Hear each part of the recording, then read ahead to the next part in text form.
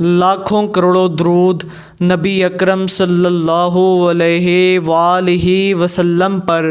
اور ان کی آل پر۔ خوابوں کی تعبیر کے ایک نئے ایپیسوڈ کے ساتھ حیات اسلام کے تمام ناظرین کو السلام علیکم ورحمۃ اللہ وبرکاتہ۔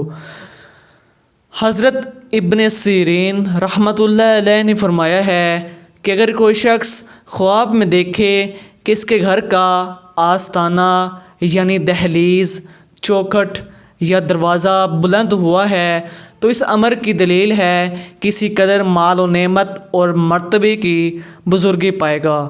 اور اگر دیکھے کہ اس کے گھر کا آستانہ گر گیا ہے تو دلیل ہے کہ وہ اپنے مرتبہ سے گرے گا اور لوگوں میں ذلیل ہوگا، اور اگر دیکھے کہ اس کے گھر کا آستانہ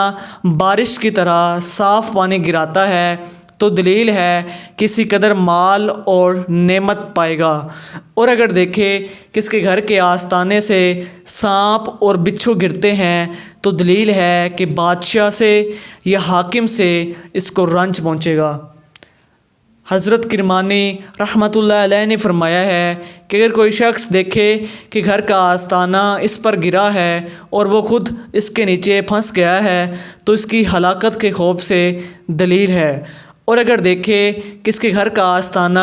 کئی طرح کے رنگوں سے منقش ہے تو اس امر کی دلیل ہے کہ زینت اور آرائش کے ساتھ دنیا میں اپنی زندگی بسر کرے گا۔ جزاک اللہ۔